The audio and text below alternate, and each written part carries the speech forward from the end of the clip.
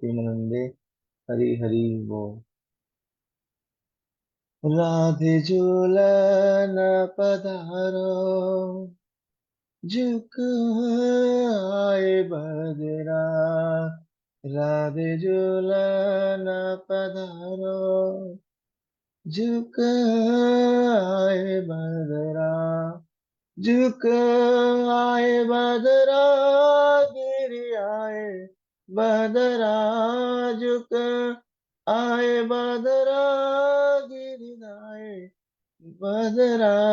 राधे झूलन पधारो, झुक आए बदरा।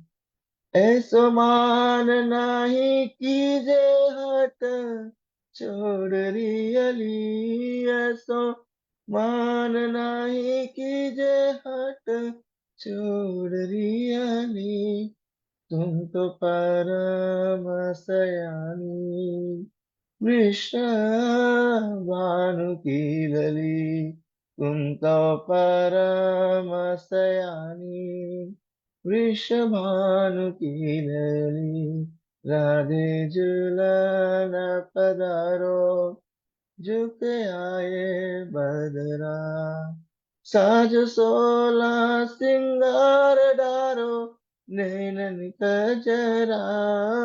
साज सोला सिंगार डारो, नैनन कजरा। पहनो पतरंग साड़ी, ओढ़ो श्याम चदरा। पहनो पतरंग साड़ी, ओढ़ो श्याम चदरा। राधे झूलन पधारो, झुक आए बदरा। राधे झूलन पधारो, झुक आए बदरा। तेरे रसिक प्रीतम मग जो हत करो। तेरे रसिक प्रीतम मग जो हत करो। राधे जहाँ पग धरो, श्याम नैन धरो। राधे जहाँ पग धरो, श्याम नैन धरो। राधे झूलन पधारो, झुक आए बदरा। झुक आए बदरा, गिर आए बदरा। झुक आए बदरा, गिर आए बदरा। राधे झूलन पधारो, झुक आए बदरा। डारी रे श्याम डोरी जापे, झूले राधा गोरी। डारी रे श्याम डोरी जापे, झूले राधा गोरी। झांकी भैया गोरी गोरी, पहने हाथन गजरा।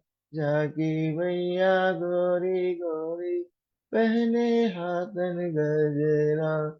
राधे झूलन पधारो, झुकी आए बदरा। झुकी आए बदरा, गिरी आए बदरा। झुकी आए बदरा, गिरी आए बदरा।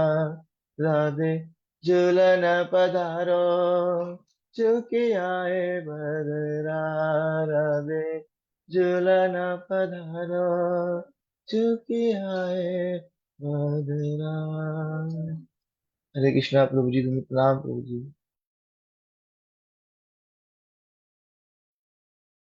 हरे कृष्णा।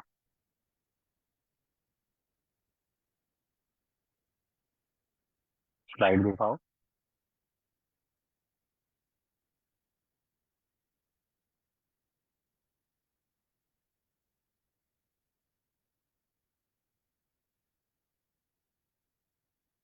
सबसे पहले मैं अपने गुरुदेव विश्वनाथ भक्ति वेदांत सिद्धांति गोस्वामी महाराज जी के श्री चरण कमलों में कोटि कोटि दंडवत प्रणाम करता हूँ। सर्व प्राण श्रीपाद माधव के प्रभु जी के श्री चरण कमलों में कोटि कोटि दंडवत प्रणाम।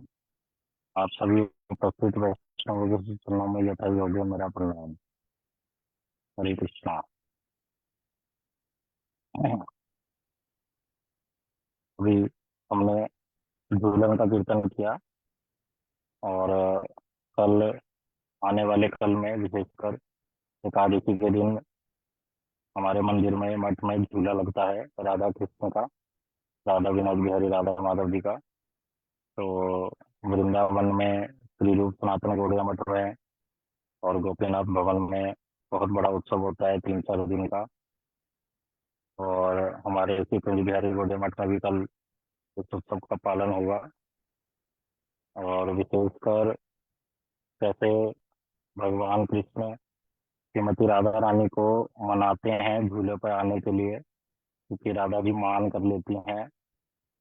और किस प्रकार से फिर वो झूले की लीला होती है, वो सारा वर्णन आता है फिर झूलन की अवसर पर। तो अभी पूरे वृंदावन में सारे मंदिरों में भगवान का झूला लगता है, उनके साथ राधा जी विराजती हैं। और सभी भक्त झूले झूलन के कीर्तन करते हैं अलग अलग, जिसमें से एक कीर्तन अभी हमने किया। और हम लोग दशम स्कंद को सुन रहे हैं, जिसमें प्रथम अध्याय हम श्रवण कर रहे हैं। कल हमने सुना था कि जो मथुरा मंडल है, बृहद वृंदावन, उसको छोड़कर भगवान कभी भी जाते नहीं है। और शूरसेन नामक राजा वहां पर राज्य करते थे। हमने सुना था शूरसेन नामक राजा किनके पिता हैं, कि वसुदेव महाराज जी के। और वसुदेव जी का विवाह लीला सुनी थी हमने देवकी जी के साथ, कि उनकी देवकी जी के साथ विवाह हो जाता है। और विवाह के पश्चात जब वो रथ पर बैठकर जा रहे होते हैं, तो वहां कंस उपस्थित होता है।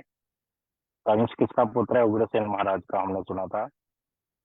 जो भक्त लोग वीडियो ऑन कर सकते हैं कृपा करके कर लीजिए।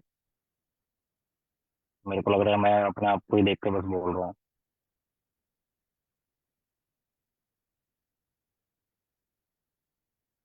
तो नेक्स्ट स्लाइड दिखाइए रिव्यू दीदी। तो हमने सुना था कि कैसे कंस जो राजा है, कंस के पिता का नाम है उग्रसेन महाराज, देवकी जी के पिताजी का नाम है देवक, और वसुदेव महाराज जी के पिताजी का नाम है सूरसेन महाराज।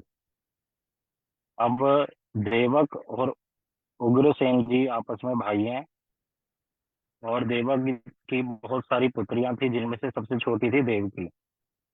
और देवक राजा की जितनी भी पुत्रियां थी, उनका सबका विवाह वसुदेव महाराज जी से ही हुआ था।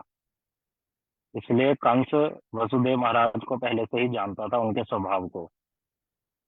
और वसुदेव कंस और देवकी का आपस में क्या संबंध है? भाई बहन का।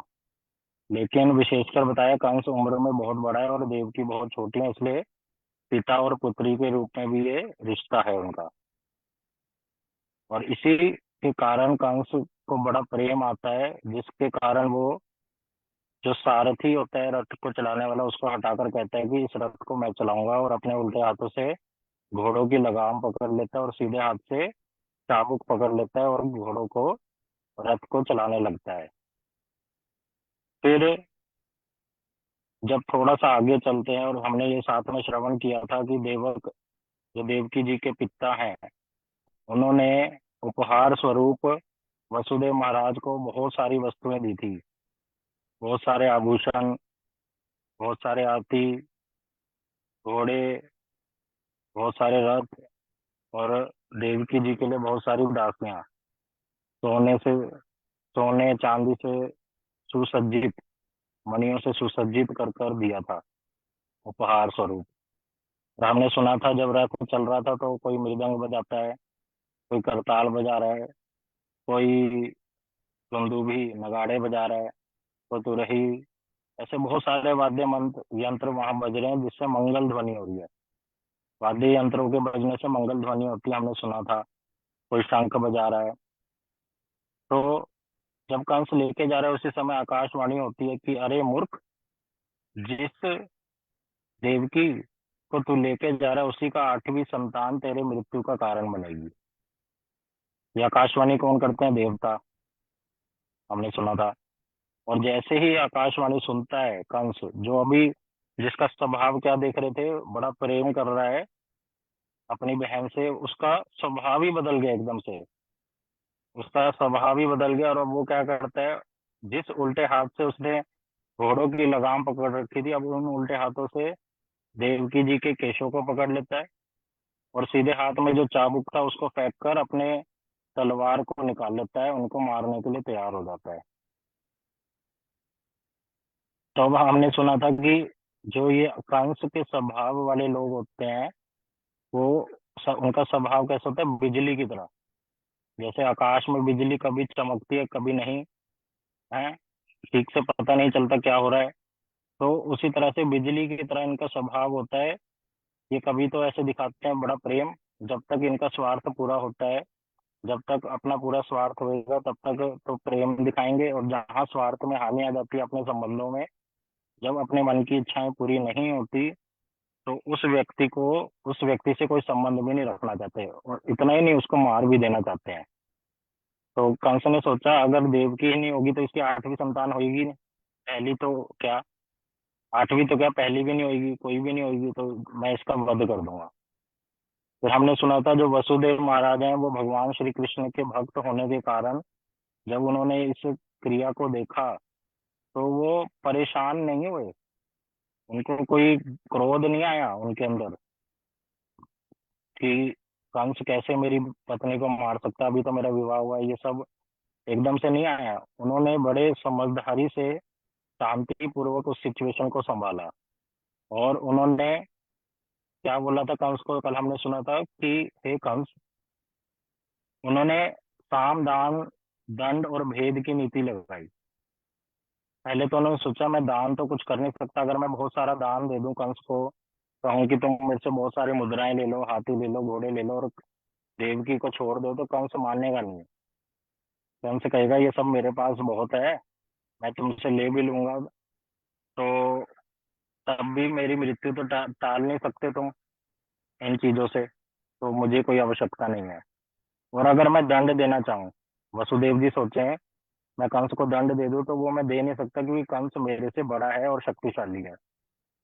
तो इसलिए उन्होंने सोचा साम और भेद की नीति से मैं इसको समझाऊंगा। साम का मतलब हमने कल सुना था कि मीठे मीठे वचन बोलकर कि हे कंस, तुम जिस कुल में उत्पन्न हुए हो उस कुल में तुम सबसे ज्यादा यशस्वी हो, सबसे ज्यादा फेमस हो, और इतने यशस्वी होने के कारण अगर तुम जैसा बलशाली एक अबला नारी को, जो कि तुम्हारी बहन है, कन्या की तरह है, और आज विवाह का दिन भी है उसका, इस अवसर पर अगर उसकी हत्या कर दोगे, उसको मार दोगे, तो तुम्हारी इस जगत में जो भी तुम्हारे संबंधी है वो तुम्हारी निंदा करेंगे, कहेंगे अरे राजा, अरे कंस महाराज, आप तो इतने शक्तिशाली हैं, आपने पता नहीं किस किस का नहीं हरा दिया, देवी देवताओं को हरा दिया, पता नहीं किसको नहीं हरा दिया, पूरा 14 लोक आपके अंतर्गत आते हैं, और आपने ये आकाशवाणी से डरकर अपनी ही बहन,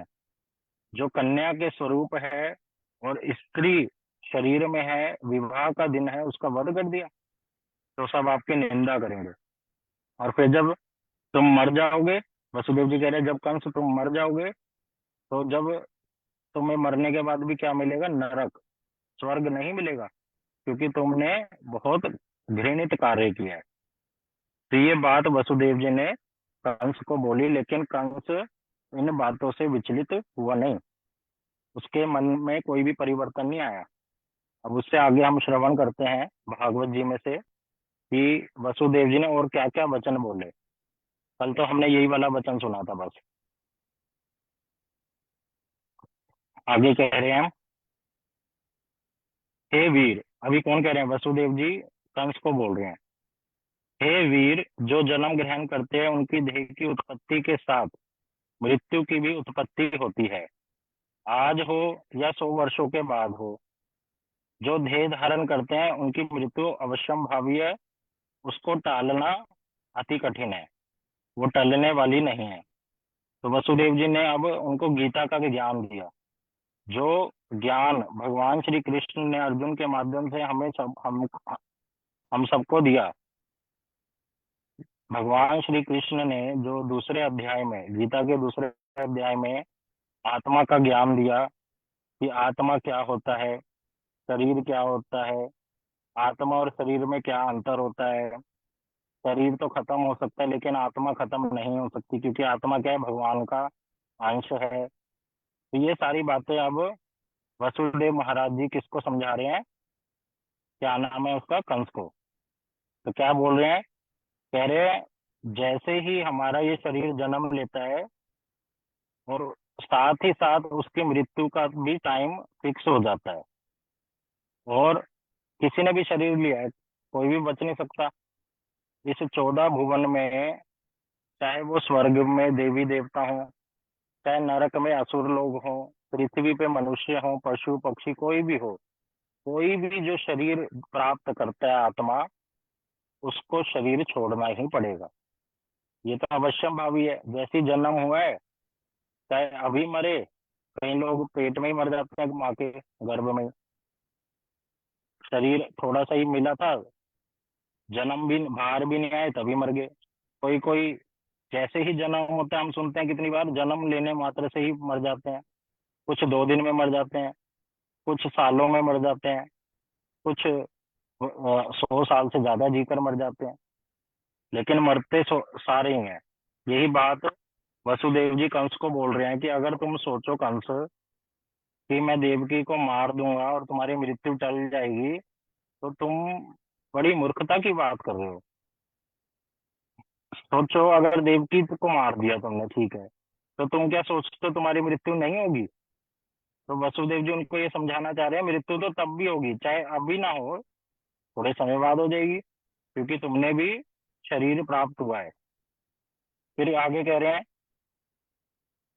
5 भौतिक देह के पंच तत्वों में मिल जाने पर ये जो आत्मा है, ये बिना यत्न के दूसरे शरीर में प्रवेश कर जाती है। क्या बोल रहे हैं? अब उनको ये भी बता रहे हैं, आत्मा का रहस्य बता रहे हैं। कह रहे कि जो हमारे शरीर में आत्मा रहती है ना, हृदय के पास, जिससे ये शरीर चल रहा है, तो ये जो आत्मा है ये क्या करती है, जब ये शरीर पुराना हो जाता है, किसी काम का नहीं रहता ना, तो इस शरीर को छोड़कर वो दूसरे शरीर में प्रवेश कर जाती है। यहाँ पे वसुदेव जी बता रहे हैं कि हे कंस, अगर तुम सोचो कि तुम्हारी मृत्यु हो जाएगी, तो तुम्हें ये ठीक से समझना पड़ेगा, तुम्हारे शरीर खत्म होएगा, तुम्हारी नहीं मृत्यु होगी। क्योंकि आत्मा अजर अमर है, नित्य है, शाश्वत है, उसका कभी विनाश नहीं हो सकता। उसको कभी हम पानी से नहीं भिगो सकते, अग्नि से नहीं जला सकते, वायु से नहीं सुखा सकते, किसी अस्त्र शस्त्र से नहीं मार सकते। वो तो तुम्हारा शरीर खत्म होएगा। लेकिन आत्मा क्या करेगी? जैसे ही तुम्हारा ये शरीर मरने लगेगा, उसके मरने से थोड़े क्षण पहले ही ये आत्मा का रहस्य बता रहे हैं वसुदेव जी कि ये जो आत्मा है ये क्या करती है, दूसरे शरीर में चली जाती है।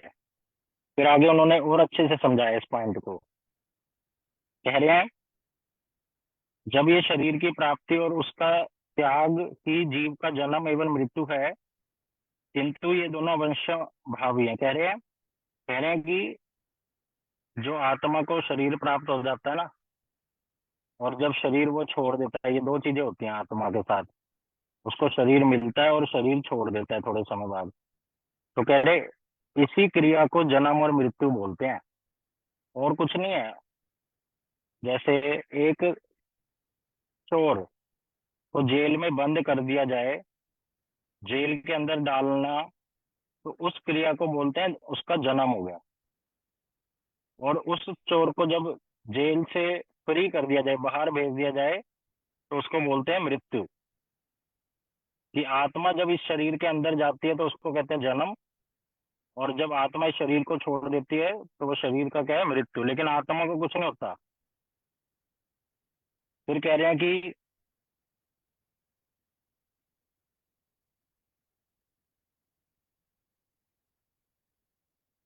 जिस प्रकार व्यक्ति चलते समय एक पैर को भूमि पर स्थापित करने के बाद दूसरे पैर को उठाता है, तो दूसरा उदाहरण दे रहे हैं, जिस प्रकार जोंक एक नए तिनके को पकड़ने के बाद ही पहले पकड़े हुए तिनके को छोड़ती है, उसी प्रकार देह अभिमानी जीव भी अपने कर्मों के अनुरूप शुभ या अशुभ किसी भी देह को ग्रहण करने पर ही पहले वाली देह को त्याग करता है। तो यहाँ दो उदाहरण दिए उन्होंने समझाने के लिए।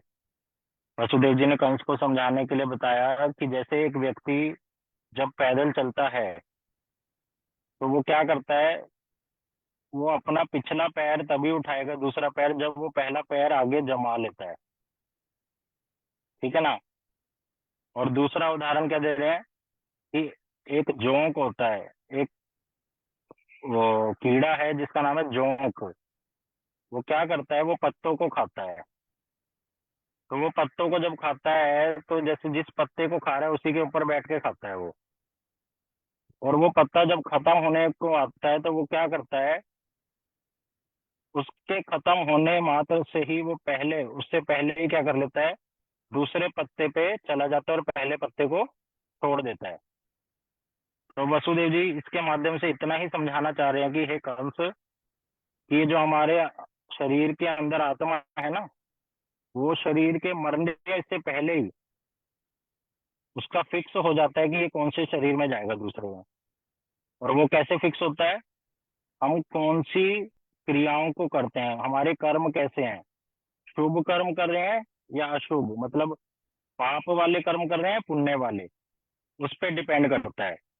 क्योंकि जो लोग पाप और पुण्य में फंस कर रह जाते हैं, कुछ लोग हैं जो बड़े पापी हैं, हमेशा गलत कार्यों में लगे रहते हैं, दूसरों को परेशान करना, दूसरों अपने स्वार्थ के लिए दूसरों के घर में दूसरों के यहाँ पे चोरी करना, दूसरों की स्त्री का हरण करना, और बहुत सी हम चीजें सुनते हैं, न्यूज में आती हैं, कितना गलत गलत करते हैं।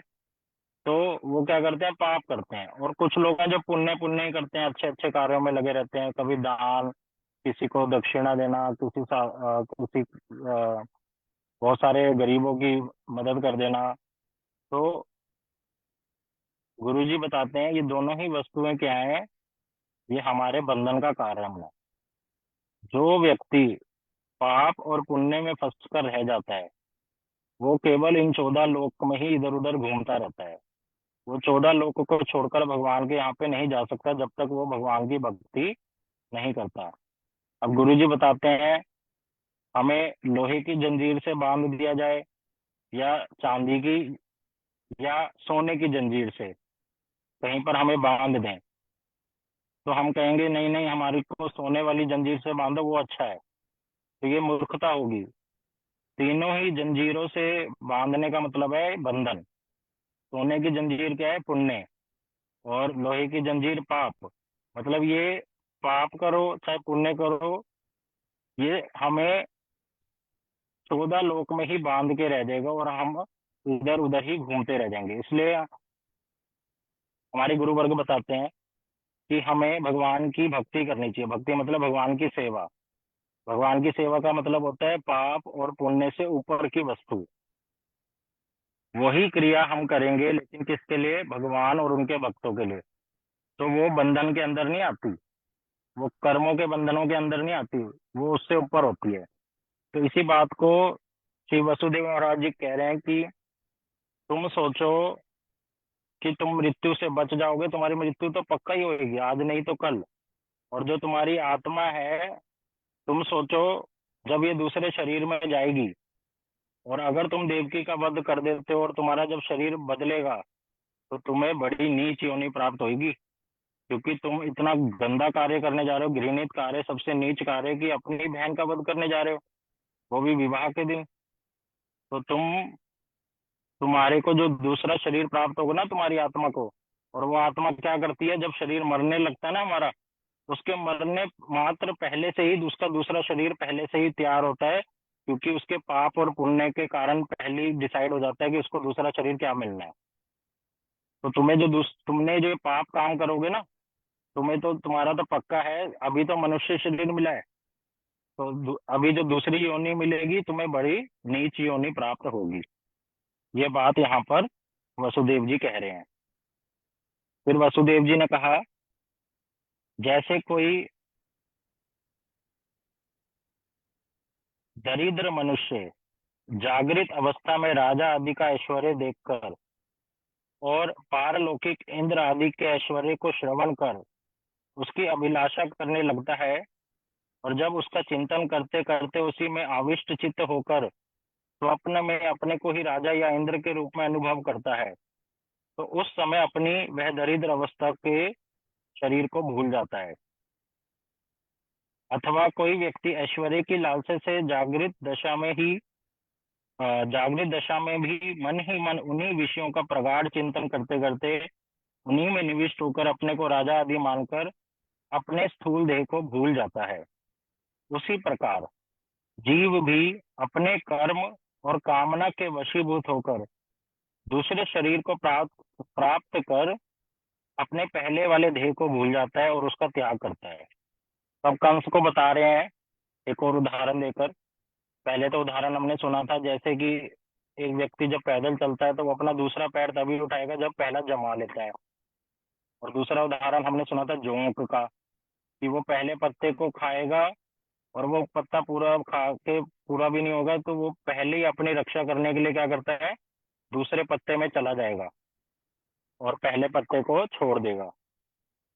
अब एक और उदाहरण दे रहे हैं वसुदेव जी, कि जैसे कोई गरीब है, बहुत ज्यादा गरीब, उसके घर में खाने की भी लाले पड़े हुए हैं, पैसे है नहीं, और वो देखता है कि उसके जो राज्य में राजा है वो कितना खुश है, सुखी है। क्यों सुखी है? उसके पास धन है, उसके पास अपनी रानी है, अपने बच्चे हैं, उसका पूरा ये राज्य है। तो वो गरीब के हृदय में आता है अपने राजा को देखकर कि कब मैं ऐसा बनूंगा। और दूसरा उदाहरण उसी में बताया कि वो गरीब को अगर कोई इंद्र के बारे में बता दे, जो कि उस राजा से भी बड़ा है, क्योंकि इंद्र के पास तो बहुत बड़ा राज्य है, उसके पास सुंदर सुंदर अप्सराएं हैं, धन की कोई कमी नहीं है, भोगों की कोई कमी नहीं है। तो अगर वो गरीब व्यक्ति राजा और इंद्र की बात को जब सुनता है, राजा को तो देख ही रहा है, और इंद्र की कथा को जब वो सुनता है तो उसके मन में लोभ आ जाता है कि मैं भी ऐसे राज्य को प्राप्त करना चाहता हूँ, मैं भी इंद्र बनना चाहता हूँ, मैं भी राजा बनना चाहता हूँ। और वो दिन रात यही सोचता रहता है।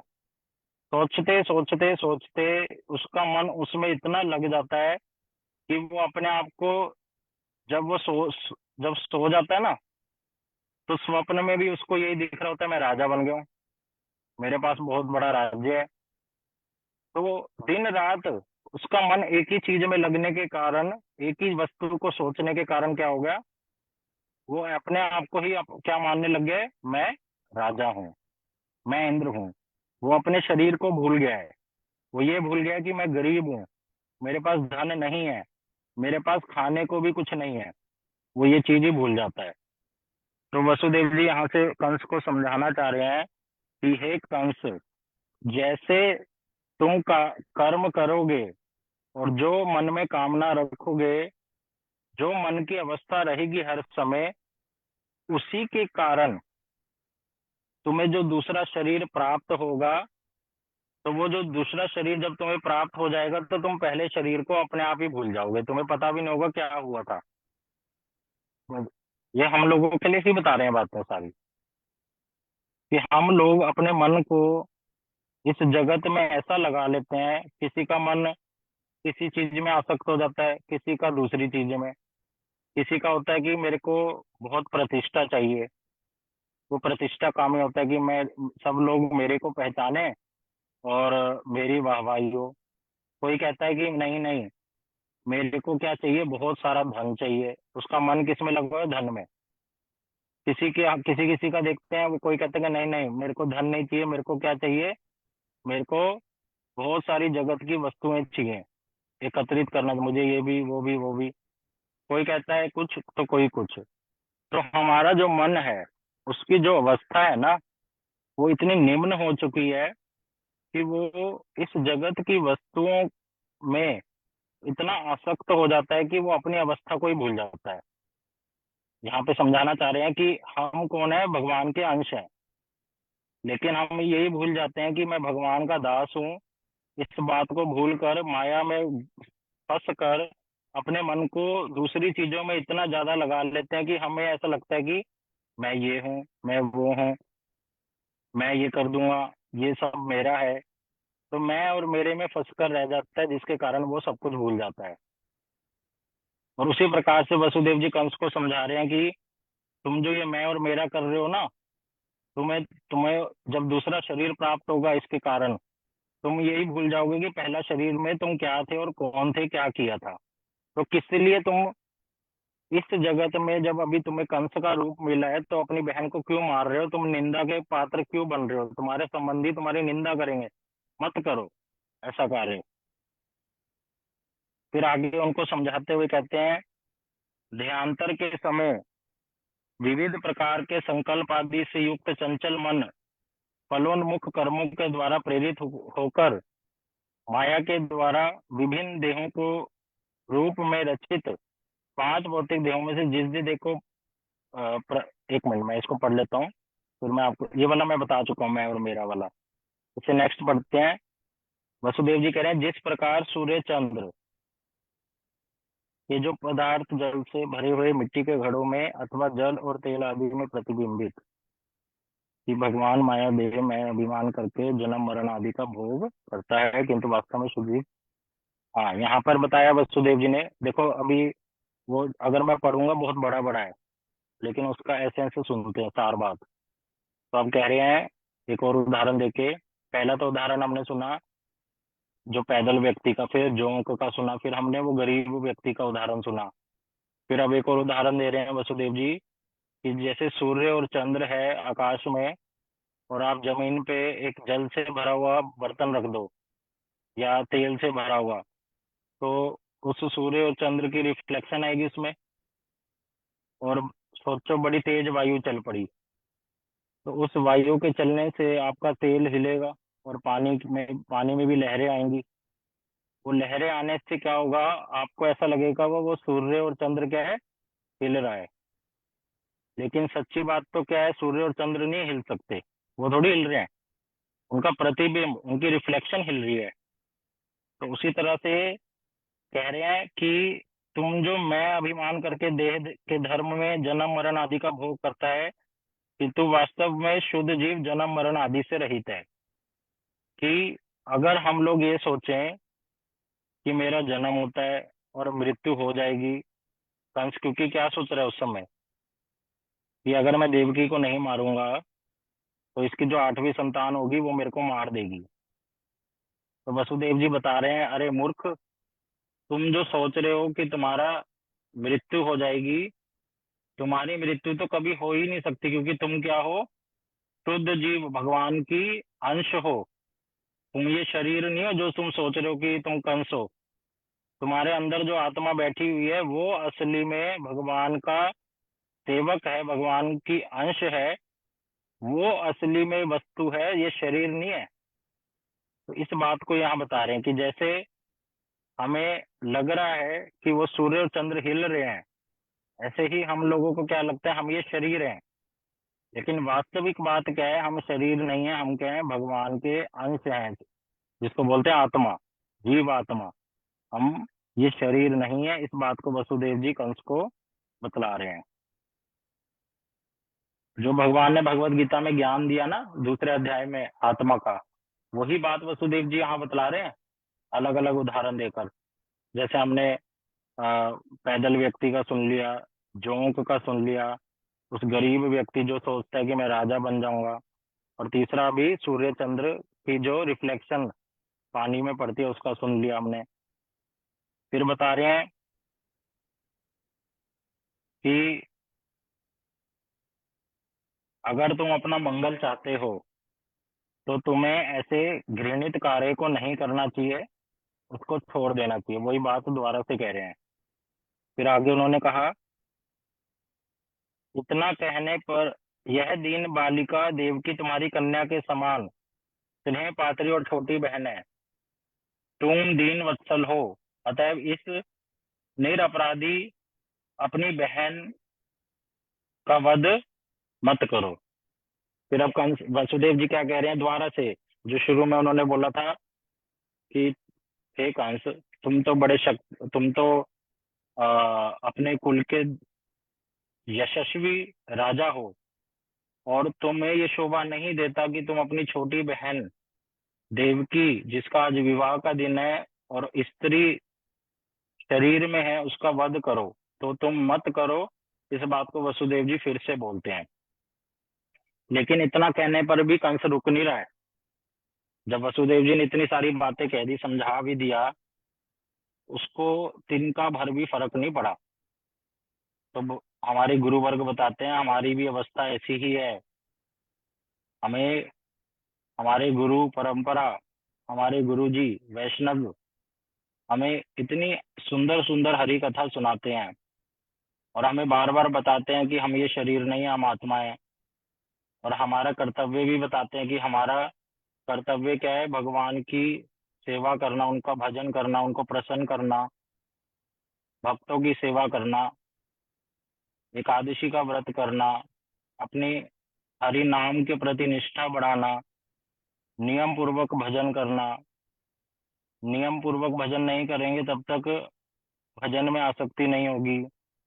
कभी 2 माला कर ली, कभी 4 कर ली, कभी 6 कर ली, ऐसे नहीं होगा।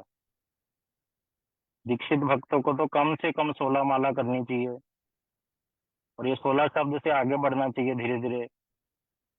नियम पूर्वक डेली भगवान की कथा को सुनना चाहिए, चाहे वो गुरु जी की हो, चाहे किसी परम वैष्णव की हो। उनकी कथाओं को डेली नियम पूर्वक जब सुनेंगे तो हमें बल की प्राप्ति मिलेगी, उत्साह मिलेगा भजन में, कैसे हमें भजन करना चाहिए। क्योंकि गुरु वर्ग अपनी कथाओं में यही सिखाते हैं कि हमें बार बार उत्साह देते हैं, हमारी गलतियों को बताते हैं, क्या क्या हम गलती करते हैं भजन में, और कैसे उन गलतियों को छोड़कर आगे बढ़ना है। ये सारी कथाओं जब तक नहीं सुनेंगे तब तक कैसे पता चलेगा। इसलिए हम लोग कंस की तरह ही बने हुए हैं। कंस को इतना कुछ वसुदेव महाराज, वसुदेव जी कौन है, भगवान के भक्त हैं। और कंस क्या है, एक असुर स्वभाव वाला व्यक्ति है। एक भक्त असुर स्वभाव वाले को भगवान की वाणी को सुना रहा है, भगवान के वचनों को सुना रहा है, आत्मा के रहस्य को उसको बतला रहा है, लेकिन कंस को तिनका भर भी फर्क नहीं पड़ रहा। वही हालत हमारी है। सुन तो रहे हैं हम, लेकिन उस पर अमल नहीं कर पा रहे, और उसको एक कान से सुन के दूसरे से निकालने की आदत हमारी हो गई है। बार बार सुनते हैं कि आत्मा है, हम आत्मा है, भगवान का अंश है, ये शरीर नहीं है, शरीर पे ध्यान ज्यादा मत दो। हमेशा इसके लिए उतना ही काम करना चाहिए जितना जरूरत है, और ज्यादा से ज्यादा समय हमें भगवान की सेवा में लगाना चाहिए। ये बात हम सुन तो रहे हैं, लेकिन अभी प्रैक्टिस में ठीक से नहीं कर पा रहे। वो प्रैक्टिस का मतलब ही क्या होता है, साधन। इसलिए बोला जाता है नियम पूर्वक भजन करो, कुछ अपने नियमों को पक्का करो। नियम का मतलब डेली जो मैं नियम फॉलो करूंगा, इतनी माला तो मुझे करनी ही करनी है, इससे कम कभी भी, चाहे घर में विवाह आ जाए, घर में कोई आपत्ति आ जाए, घर में कोई उत्साह हो जाए, सुख आ जाए, दुख आ जाए, मैं छोड़ूंगा नहीं। इसे कहते हैं नियम पक्का करना। ये नियम बनाओ कि हमें डेली भगवान के भक्त के माध्यम से कथा तो सुननी है। कोई भी भक्त हो, भक्त मतलब श्रेष्ठ भक्त, ऐसा वैसा नहीं, श्रेष्ठ भक्त से कथा सुनेंगे, इधर उधर की नहीं, जो टीवी में आते हैं कथावाचक, उन लोगों की नहीं। तो ये बात, हमें कुछ नियमों को पक्का करना चाहिए। भगवान की आरती करेंगे, भोग लगाएंगे नियम पूर्वक। तो जब तक इन नियमों में नहीं बंधेंगे तब तक भगवान के प्रति आसक्ति हो ही नहीं सकती। नहीं तो हम लटकते रहेंगे। कभी गुरु जी की कथा सुन लेंगे, आत्मा के बारे में सुन लेंगे, फिर थोड़े दिन बाद छोड़ देंगे। कंस जैसा स्वभाव हम सबके हृदय में कहीं ना कहीं बैठा हुआ है। उसी बात को यहाँ पर वसुदेव जी ने कितने प्रयास कर कर, इतना मतलब उदाहरण के माध्यम से कंस को समझाया, उसको मुश्किल भी ना लगे। है, अगर हम भगवत गीता का दूसरा अध्याय पढ़ते हैं ना खुद से, तो कुछ भी समझ नहीं आएगा। लेकिन भगवान के भक्त क्या करते हैं, वसुदेव महाराज जैसे, वो भगवान की वाणी को बड़ा सरल करके बता देते हैं उदाहरणों के माध्यम से। तो आगे सुखदेव गोस्वामी जी बोल रहे हैं अब श्री सुखदेव गोस्वामी जी ने कहा, हे कुरुकुल भूषण, परीक्षित महाराज जी को बोल रहे हैं, एक तो कंस अतिशय क्रूर था और फिर उस पर भी वह सर्वदा दैत्यों का परामर्श के अनुसार ही चलता था। इसलिए श्री वसुदेव के पूर्व उक्त प्रकार के साम और भेद के वचनों के द्वारा भय दिखलाकर समझाने पर भी कंस देवकी का वध करने से निवृत्त नहीं हुआ। इसी बात को श्री सुखदेव जी परीक्षित जी को बोल रहे हैं कि हे परीक्षित जी, वसुदेव महाराज जी ने क्या किया, इतनी सुंदर सुंदर बातें भगवान की वाणी को कंस को सुनाया, लेकिन कंस का हृदय परिवर्तित नहीं हुआ। क्यों? वहां रीजन बता दिया उन्होंने, क्योंकि वो हमेशा किसकी बात सुनता रहता था? अपने जैसे ही लोग, उसके जैसे जो दैत्य स्वभाव के, असुर स्वभाव के जो लोग थे, केवल उन्हीं की बातों को वो मानता था। यही हमारी हालत है। हम लोग संसार में रहने के कारण हमारे आस पास इतनी गंदगी फैली हुई है विचारों की। कूड़ा करकट की बात नहीं कर रहे, वो तो है ही, लेकिन विचारों की गंदगी इतनी फैली हुई है। चाहे फेसबुक खोल लो, यूट्यूब खोल लो, कुछ भी मोबाइल में चला लो, सब जगह गंद भरा पड़ा है। आसपास कहीं भी दृश्य देख लो तो बहुत विचारों की गंदगी हो चुकी है कलयुग के कारण। तो हमारा वातावरण ही ऐसा हो चुका है कि हम उस वातावरण में रहते हैं और उस वातावरण में रहते रहते उन्हीं विचारों में फंस कर रह जाते हैं। तो जैसे कंस का क्या बताया, कंस किसके साथ रहता था? असुर जैसे लोगों के साथ, और उन्हीं की बातों को मानता था। तो कंस को ये वाली बातें डाइजेस्ट नहीं हुई। उसी तरह से हम लोग सुन तो लेते हैं गुरु जी से, लेकिन डाइजेस्ट नहीं करते। लेकिन हमें अब डाइजेस्ट करना सीखना है। कितने सालों तक हम एक ही लेवल पे रहेंगे? भक्ति में आगे बढ़ना चाहिए। हमारी हरि नाम में थोड़ी निष्ठा होनी चाहिए। भगवान के कीर्तनों में निष्ठा होनी चाहिए, जो भक्ति विनोद ठाकुर जी ने लिखे, नरोत्तम दास ठाकुर जी ने लिखे। और विशेषकर गुरु जी की कथाओं में रुचि बढ़नी चाहिए कि मैं गुरु जी की कथाओं को अच्छे से सुनूंगा, डेली सुनूंगा, नियम पूर्वक सुनूंगा। तब देखो भक्ति में कैसे नहीं आगे बढ़ोगे। बहुत से लोग कह देते हैं कि हम 25 साल हो गए, 30 साल हो गए जुड़े हुए, लेकिन हम तो वहीं के वहीं हैं जी। वहीं के वहीं हैं का मतलब आपने करा ही क्या? कुछ प्रयास करा आपने भगवान के लिए? भगवान जो इतनी श्रेष्ठ वस्तु है, उनको पाने के लिए करा ही क्या? आपका ज्यादातर समय तो कंस जैसे लोगों के साथ जाता है। आप उन लोगों की बातें मानते हो, उनके अनुसार चलते हो, और गुरु जी को कभी साल में एक बारी गुरु पूर्णिमा पे देखने आ जाते हो। ऐसे थोड़ी होगा। तो हम लोगों की स्थिति, हमारे हृदय में भी एक अंश कहीं ना कहीं किसी मात्रा में बैठा हुआ, इसी बात को बस सुखदेव जी बता रहे हैं। तो हमें, अगर हम ये कंस जैसे स्वभाव को छोड़ना चाहते हैं, तो हमें वसुदेव महाराज जी जैसे भक्त, अर्थात हमारे गुरु जी और वैष्णवों की बातों को सुनना होगा और उसको जीवन में पालन करना होगा। और जो हमारे आसपास कंस जैसे स्वभाव के लोग रहते हैं, जिनका हर समय किस में दिमाग लगा रहता है, कैसे अच्छे से धन कमाना है, कैसे दूसरी मतलब स्त्रियों के प्रति आकर्षण करना है, कैसे दूसरों को परेशान करना है, जिनका दिमाग हर समय इन्हीं चीजों में लगाता है, उन लोगों से, उन उन लोगों के साथ रहते हुए भी रहना तो इसी में पड़ेगा, लेकिन उनके विचारों को ग्रहण नहीं करें। उनके साथ ठीक है, बातचीत भी होगी, रहना इसी समाज में है, हम लोग मनुष्य हैं, हम ऐसे छोड़कर वन में या कहीं और नहीं जा सकते। तो लेकिन उस एनवायरनमेंट में रहते हुए भी उन लोगों के साथ कैसे डील करना है, ये सिखाते हैं हमारे गुरुजन।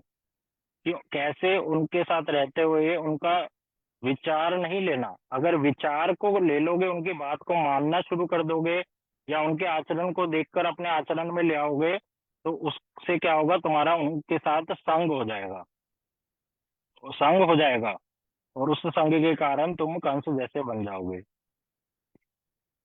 फिर आगे कह रहे हैं कि वसुदेव देवकी का वध करने के विषय में कंस के अत्यधिक आग्रह को जान गए तथा उन्हें विशेष रूप से विचार कर कर उपस्थित मृत्यु के प्रतिकार के उद्देश्य से आगे कहे जाने वाले उपाय को स्थिर किया।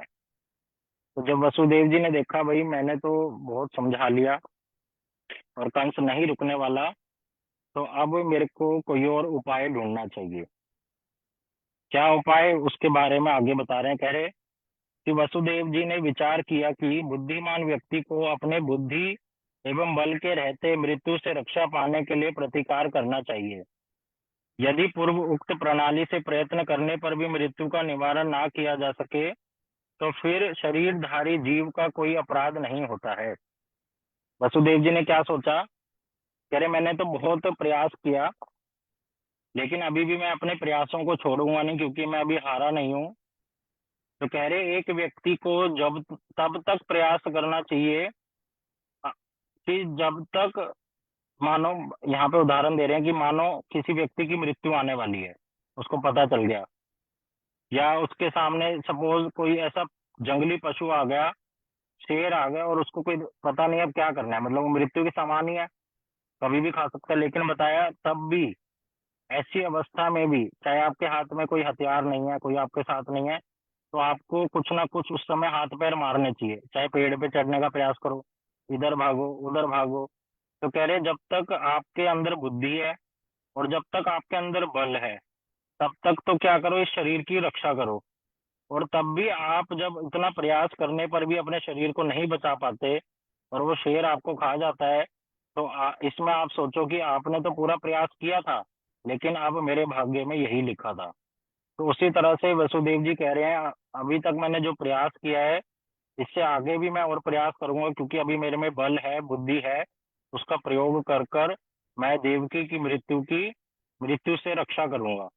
और वो आगे क्या बोलते हैं अब, कंस को बोलते हैं कि मैं मैं मृत्यु रूपी कंस को अपने सारे पुत्रों को समर्पित करने की प्रतिज्ञा करके इस समय इस दिन पत्नी की रक्षा कर लूं। यदि मेरे पुत्र का जन्म हो, तो अभी वसुदेव जी ने क्या सोच लिया, पहला पॉइंट तो उन्होंने सोच लिया कि मेरे जो पुत्र होंगे ना, उनका जैसे जैसे जन्म होगा वो मैं कंस को लाके दे दूंगा। अभी मैं कंस को क्या बोलूंगा, हे कंस, तुम इस देवकी को छोड़ दो, देवकी थोड़ी तुम्हारी मृत्यु का कारण है, उसका 8वीं संतान तुम्हारे मृत्यु का कारण है। तो मैं तुम्हें वचन देता हूँ कि इसके गर्भ से जितने भी संतानें उत्पन्न होंगी, उसको एक एक करके मैं तुम्हारे पास लाऊंगा और तुम उनको मार देना। दूसरा उन्होंने बोला, सोचा, अभी मन में ही सोच रहे हैं, यदि मेरे पुत्र का जन्म हुआ और कंस भी यदि मृत्यु के कवल में कवलित नहीं होता है, तो क्या मेरे पुत्र उसका विनाश नहीं कर पाएगा, क्योंकि विधाता के विधान को टालने का सामर्थ्य किसी में नहीं है।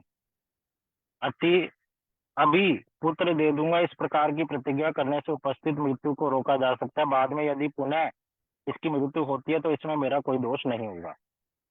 तो वसुदेव जी क्या बोल रहे हैं कि मैं, एक कंस, मैं प्रतिज्ञा करता हूँ, मैं तुम्हें वचन देता हूँ, जब जब मेरे पुत्र या मेरी संतान जन्म लेगी, वो मैं संतान तुम्हारे पास लाऊंगा, तुम इस देवकी को छोड़ दो, क्योंकि देवकी तुम्हारी मृत्यु का कारण नहीं है। फिर वसुदेव जी मन में सोच रहे हैं कि मैं आज के दिन देवकी की रक्षा कर लेता हूँ। और अभी आकाशवाणी हुई है कि कंस की मृत्यु होने वाली है 8वीं संतान से। तो वसुदेव जी सोचने लगे कि इन बिटवीन, कि जब मैं अपने घर वापस चला जाऊंगा, कंस हमें छोड़ देगा, सोचो कंस की मृत्यु पहले ही आ जाए और मेरे पुत्र का जन्म बाद में हो, ऐसे भी तो हो सकता है। क्यों? क्योंकि आकाशवाणी में तो ये पक्का ही हो गया कि अब कंस की मृत्यु बहुत जल्दी होने वाली है। तो इस बात को सोचकर वसुदेव जी ने ऐसे वचनों को बोल दिया।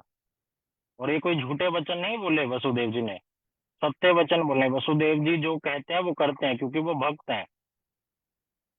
लेकिन उन्होंने अभी अपनी देवकी की रक्षा के लिए ऐसे वचनों को, उन्होंने यही उपाय सोचा कि सबसे सर्वश्रेष्ठ उपाय यही है, और कोई उपाय नहीं है।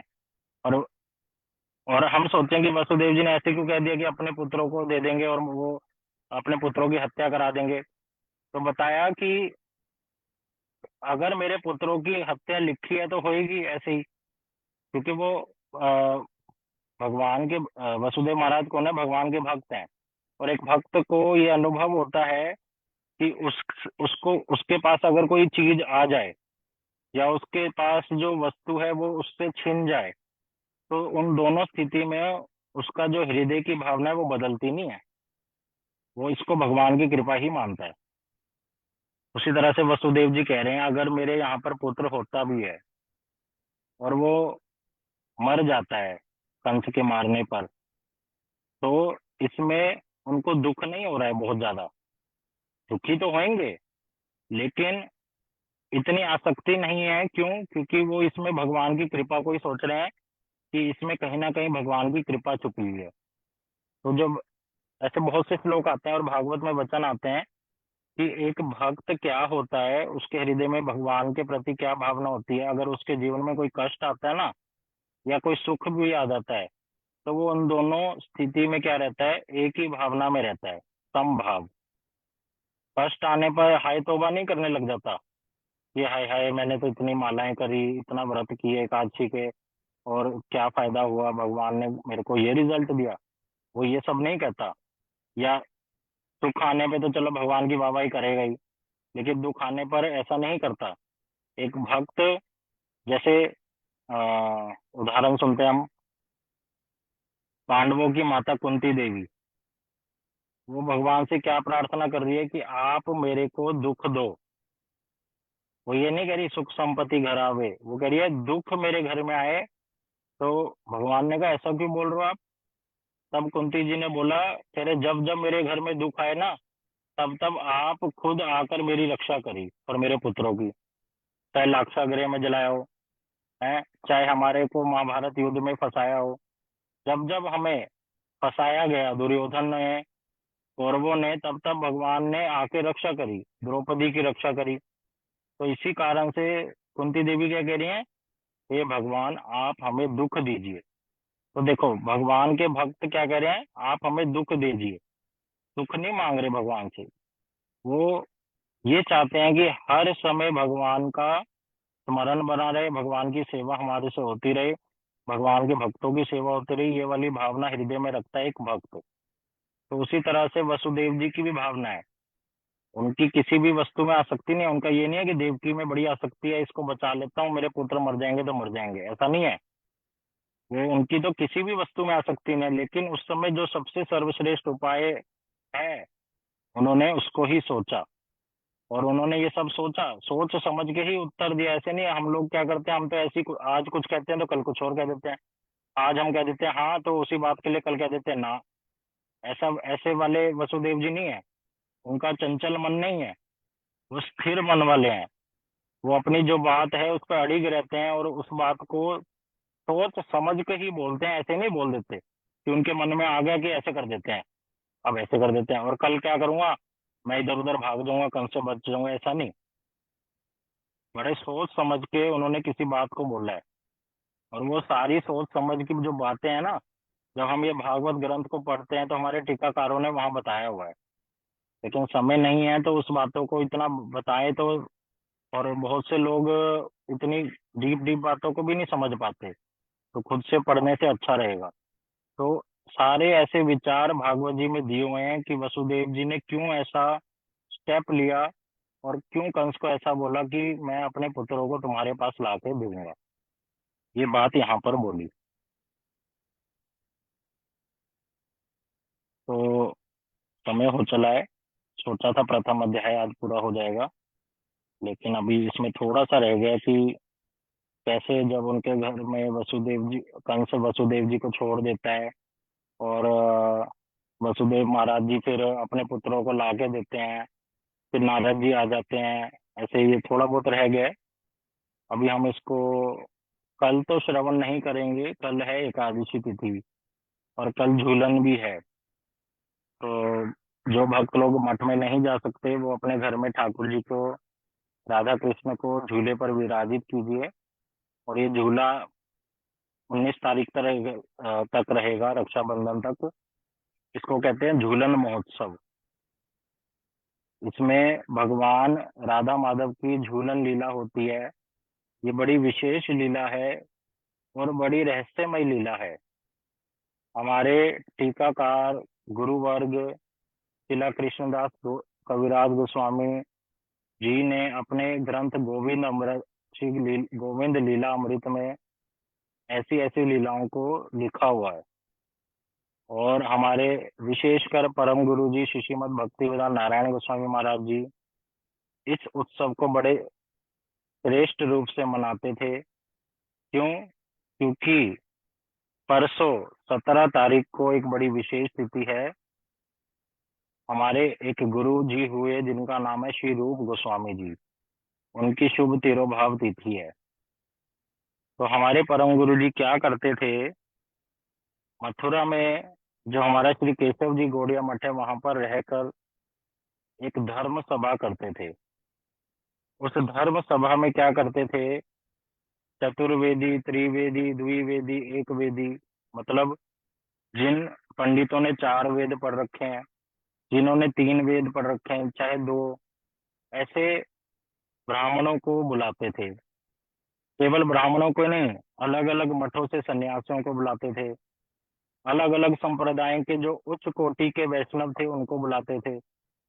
और क्या करते थे, हर हर ये जो 3-4 दिन मैंने बताया रक्षाबंधन तक, झूलन यात्रा से जिस दिन झूला लगेगा एकादशी के दिन, उस दिन से लेके पूर्णिमा तक, रक्षाबंधन जिस दिन है बलदेव पूर्णिमा, इन 3-4 दिनों के लिए श्री रूप गोस्वामी जी के विषय में कथा करते थे। और अलग अलग वैष्णवों के मुख से रूप गोस्वामी जी की महिमा को सुनते थे और बोलते थे। क्यों? क्योंकि परम गुरु जी स्थापित करना चाहते थे कि श्री रूप गोस्वामी जी सर्वश्रेष्ठ वैष्णव है। श्री रूप गोस्वामी जी का जो अनुगत्य नहीं करता वो महाप्रभु की विचारों को कभी नहीं समझ सकता। इसलिए श्री रूप गोस्वामी जी का हम सारे भक्तों के जीवन में क्या है, बड़ा वैशिष्ट्य है। तो इसलिए परम गुरु जी ऐसी सभाओं को करते थे। उसमें श्री रूप गोस्वामी जी की जो चैतन्य चरितामृत में लीलाएं हैं उनको सुनाते थे, उसके माध्यम से बताते थे श्री रूप गोस्वामी जी कैसे श्रेष्ठ हैं। श्री रूप गोस्वामी जी के कीर्तन करते थे, श्री रूप मंजरी जी के कीर्तन करते थे। और आज वही जो सब कुछ परम गुरु जी करते थे, उनके अनुगत्य में जो आगे वैष्णव है वो अभी भी करते हैं। तो हम लोगों को थोड़ा समय निकाल कर वृंदावन जाना चाहिए इन दिनों में। 1 दिन जाएं, 2 दिन जाएं, ये हमारे को प्रयास करना चाहिए। नहीं जा सकते तो आसपास मठ में जाना चाहिए। तो कल से झूला लगेगा, झूलन की लीला होती है, वो झूलन लीला बताने का समय नहीं है अभी। तो वो भक्त लोग अपना जो यूट्यूब पर परम गुरु जी की कथा आती है उसको सुन के श्रवण कर सकते हैं। नहीं तो हमारे गुरु जी ने भी अभी कथा करी थी ये फेसबुक पर, थोड़े दिन पहले पंजाबी लैंग्वेज में करी थी। तो ये कुराली वाले भक्त तो सुन ही सकते हैं, और भी लोगों को आती है पंजाबी। तो उसमें झूलन का बताया था सारा, कि झूला क्यों लगता है, कैसे राधा रानी आती है, कैसे राधा रानी मान कर लेती है, वो सारा बताया उसमें पंजाबी में। तो वो झूला कल भक्त लोग अपने घरों में लगाएं। और 19 तारीख को बलदेव पूर्णिमा है, श्री बलदेव जी का प्राकट्य दिवस। और उसके 8 दिन बाद कृष्ण जन्माष्टमी का उत्सव है। तो जो फरीदाबाद के भक्त हैं वो तो राधा माधव गौड़िया मठ में आएंगे ही 27 अगस्त को। 19 तारीख को बलदेव पूर्णिमा के लिए भी आए शाम को। और कुराली के भक्तों से, अम्बाला के भक्तों से मेरा हाथ जोड़कर प्रार्थना है कि 27 अगस्त को श्री कुंज बिहारी गौड़िया मठ में कृष्ण जन्माष्टमी का बहुत बड़ा उत्सव होगा। 28 अगस्त को नंद उत्सव का उत्सव होगा। अम्बाला में भी और फरीदाबाद में, जो दोनों मठ हैं, दोनों दिन 27 और 28 को प्रोग्राम है। तो आप थोड़ा समय निकाल कर आए गुरु स्थान पर। और हमारे कुछ भक्त लोग फरीदाबाद से अम्बाला भी जाएंगे 2 दिन के लिए कथा कीर्तन के लिए। तो आप लोग वहां पर आ सकते हैं, और वहां पर रहने की व्यवस्था भी हो जाएगी। भगवान के जन्माष्टमी उत्सव में आ, कुछ सेवा करना चाहें, कुछ भी करना चाहें, आप कर सकते हैं। तो मैं आप सबको ये निमंत्रण देने के लिए बता रहा हूँ। फरीदाबाद में भी प्रोग्राम है, अम्बाला में भी प्रोग्राम है। और फिर 11 सितंबर को राधा अष्टमी का उत्सव होगा फरीदाबाद में, उसमें भी आप सब लोग आए। हमारे गुरु महाराज जी राधा अष्टमी से थोड़े दिन पहले आ जाएंगे भारत में। और फिर उसके बाद राधा अष्टमी का बहुत बड़ा उत्सव मनाया जाएगा। पिछले साल तो बहुत ज्यादा वर्षा आ गई थी राधा अष्टमी के दिन, अब की बार हमने बहुत बड़ा बैंकेट हॉल बुक किया है, और बारिश का कोई डर नहीं है। उसी बैंकेट हॉल में प्रसादम की व्यवस्था, कथा कीर्तन बहुत अच्छे से होगा। ऊपर बैठने की व्यवस्था, मतलब सारी व्यवस्था बहुत अच्छे से पहले ही हमने बुक कर ली है। और 11 सितंबर को वो तिथि है। उसके बाद हमारी गुरु जी की भागवत कथाएं होंगी। अम्बाला में भी भागवत कथा फाइनल हो गई है। उसकी डेट है 26 सितंबर से 2 अक्टूबर। 26 सितंबर को रथ यात्रा निकाली जाएगी, और 27 सितंबर से 2 अक्टूबर अब की बार अम्बाला मठ में ही भागवत कथा है। अम्बाला मठ में जो कुंज बिहारी गौड़िया मठ है, उसी में भागवत कथा होगी। तो कुराली के भक्त पहले से ही अपना सोच लें कब आना है, कैसे रहना है, क्या है, हमें पहले ही बता दें, हम वैसी व्यवस्था कर देंगे। और फिर विशेषकर ये साल हमारे लिए बहुत ज्यादा अच्छा है, बहुत ही। क्यों? क्योंकि फरीदाबाद में हमारे श्री राधा माधव जी का नए मठ का निर्माण कार्य पूरा हो चुका है, और नवंबर में उसकी ओपनिंग है। कार्तिक का जो समापन है 15 नवंबर को होएगा। और विशेषकर 16 और 17 नवंबर को हमारे श्री राधा माधव गौड़िया मठ का जो नव निर्माण हुआ है, उसका स्थापना महोत्सव है। और विशेषकर उसमें राधा माधव जी को तो स्थापित किया ही जाएगा, और महाप्रभु भी नए विग्रह के रूप में आएंगे और उनका प्राण प्रतिष्ठा करी जाएगी। तो उस उत्सव में भी आप सब आए। और फिर उसके बाद 17 के बाद, 17 नवंबर के बाद 18 से 24 नवंबर उसी नए मठ में भागवत कथा है। ये फरीदाबाद वाले भक्तों के लिए सूचना है। तो गुरु महाराज जी अभी 3 महीने के लिए इंडिया में रहेंगे। तो आप लोग जितना उनका साथ संग कर सकें, उनकी कथा कीर्तन सुन सकें, उसको कीजिए। कुराली वाले भक्त अम्बाला में आए, फरीदाबाद वाले भक्त फरीदाबाद में अच्छे से अटेंड करें।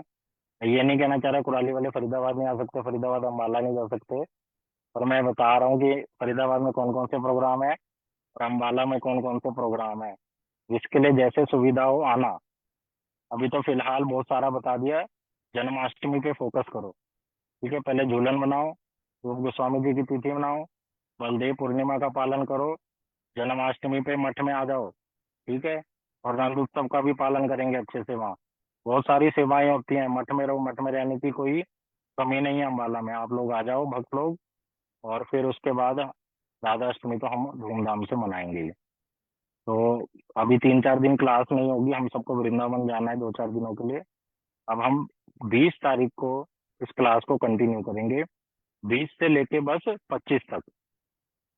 फिर उसके बाद हम देखेंगे कैसी आगे फिर समय की व्यवस्था होगी। अगर समय होगा तो करेंगे, नहीं तो फिर हम 3 महीने बाद देखेंगे। ठीक है, क्योंकि गुरु जी आ जाएंगे, उनकी सेवा करेंगे, उनकी कथा सुनेंगे, ये हमारा रहेगा शेड्यूल। कोई भक्त कुछ कहना चाहे, पूछना चाहे तो पूछ सकते हैं, नहीं तो हम इस क्लास को एंड करेंगे अभी।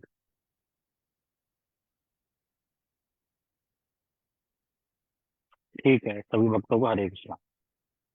हरे कृष्ण प्रभु।